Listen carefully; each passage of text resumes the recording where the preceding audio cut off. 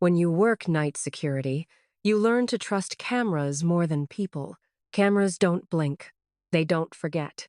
They don't lie. So when the motion alarm went off at 317A-M in a building that was supposed to be empty, I did what I always do. I pulled up the footage, but the screen didn't show an intruder. It showed me, standing in the hallway, staring straight into the camera, and the timestamp said it was recorded tomorrow night. My name is Daniel Carter. I'm a night security guard for a commercial office complex just outside Columbus, Ohio. 5 buildings, 4 parking structures, 1 graveyard shift, midnight to 8 a.m. It's the kind of job people joke about, paid to sit and watch cameras. And most nights, that's true. Nothing happens. You drink bad coffee, scroll your phone, and count the hours until sunrise. But there's a rule in this line of work that every experienced guard knows. If the building feels wrong, it probably is. That night started quiet. Too quiet. No late emails from management. No maintenance requests. No motion alerts. At 2:53 a.m., I did my first patrol. All doors locked. All floors empty. Motion sensors clear. At 3:17 a.m., the alarm went off. Building C, 3rd floor, east hallway. Motion detected. That didn't make sense. Building C had been vacant for months. No tenants, no cleaners scheduled, no after-hours access approved. I sat up straight and pulled up the camera feed. That's when my stomach dropped. The hallway camera flickered on. The lights were on something they shouldn't have been. We kept that floor dark to save power. And standing in the middle of the hallway was me. Same uniform, same badge clipped to my chest, same flashlight in my hand. I wasn't moving, just standing there, staring directly into the camera. The timestamp read, 3:17 a.m. tomorrow. I laughed nervously. Sleep deprivation messes with your head. Maybe the system glitched. Maybe it pulled archived footage by mistake. I rewound. The screen went black. A message appeared. File not found. Every clip from that camera gone. Not corrupted. Deleted. Dispatch call. I called dispatch. Hey, this is Carter at Riverside Complex. I just got a motion alert from Building C. Pause. That building's offline. The dispatcher said. What do you mean offline? No cameras. No sensors. That wing was decommissioned last month.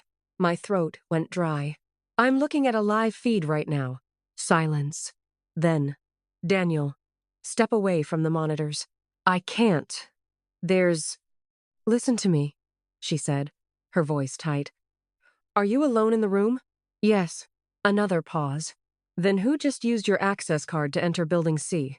Before I could answer, the alarms went off again. Building C, 3rd floor, east hallway. Same spot. I pulled up the camera. This time, the hallway was empty, but the lights were still on. Then, the camera slowly zoomed in. No one was controlling it. At the end of the hallway, a door creaked open. The janitor's closet. Something stepped out. Tall, thin, too still.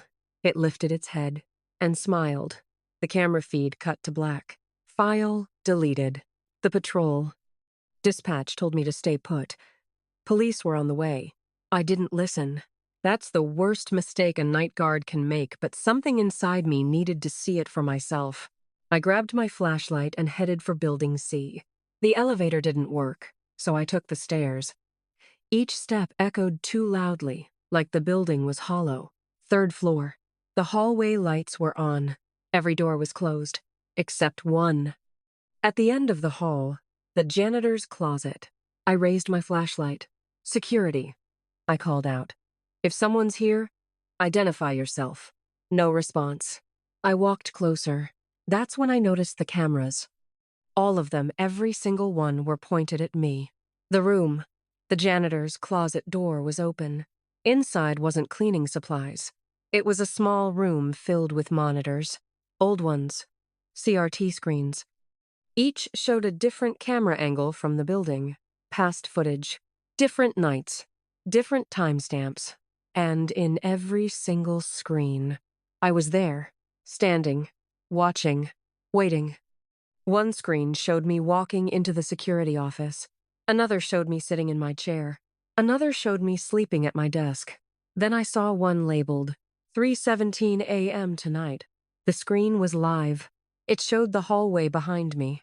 Something was standing there, breathing. The thing, I turned. Nothing, but the lights flickered, and the temperature dropped. I heard a voice behind me. Not spoken, played, like audio from a speaker. You weren't supposed to see the future feed. I spun around. The monitors changed. Now they showed other guards. Different uniforms, different years. All standing in this same room. All staring at the cameras. All alone. The voice continued. We keep the building safe by keeping someone inside. The truth. I stumbled backward. What do you want from me? The monitors flickered. One by one. The other guards disappeared. The final screen zoomed in on me. You already agreed, the voice said. I remembered then. The missing time. My badge logs. The unexplained overtime hours. I had been here before. I just didn't remember leaving. The police found the security office empty. My badge was on the desk. The cameras were wiped clean. All except one file. A corrupted clip. It shows a man in a security uniform standing in the hallway, staring into the camera. Not blinking. Waiting for the next alarm. If you work night security and your cameras ever turn on by themselves, don't check the footage. Because some buildings don't want protection. They want a witness. And if stories like this keep you awake a little longer than planned, you might want to stay close. The night shift hasn't finished its rounds yet.